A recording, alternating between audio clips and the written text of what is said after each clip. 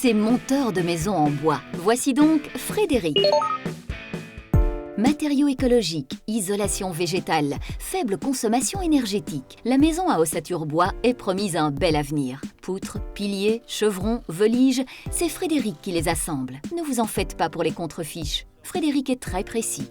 Il faut être super précis, c'est quand même la structure de la maison, c'est ça qui tient tout. Donc l'aplomb, l'équerrage, le niveau, ça doit être hyper précis parce que si ce qu'on fait n'est pas droit ou n'est pas d'aplomb ou ne tient pas ensemble, c'est toute la maison, quoi.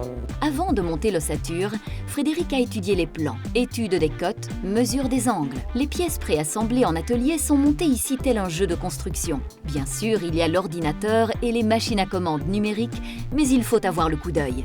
Ces maisons sont pensées par des ingénieurs et tout ça, mais ils n'ont pas l'expérience de chantier. Donc, nous, en étant, on essaye d'améliorer et de changer certaines choses.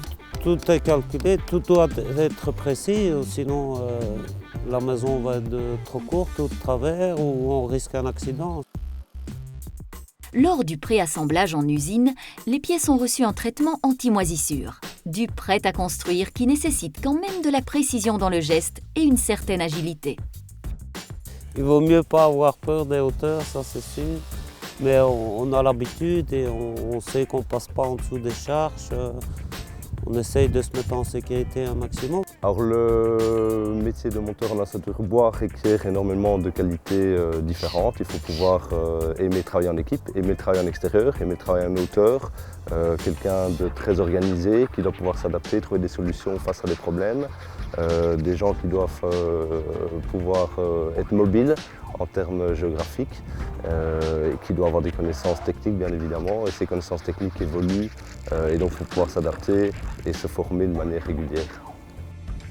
À l'école, j'étais en maçonnerie et plomberie aussi.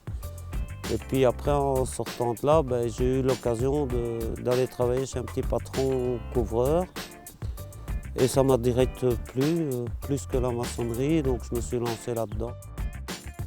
Pendant la période hivernale, on peut choisir des formations qui correspondent à notre métier, mais on peut aller en formation chaque année.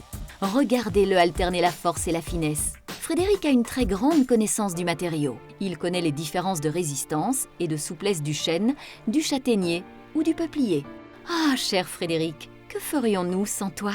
On communique beaucoup, donc dès que le maçon rencontre un problème, nous on change directement notre technique de travail, on réagit directement, quoi. Donc, il y a une bonne communication. On arrive, il n'y a pratiquement rien et on assemble des pièces ensemble et pour finir, ça fait une maison. Donc c'est gai, quoi.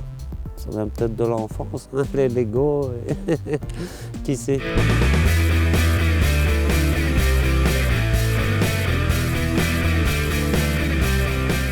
Mon métier, c'est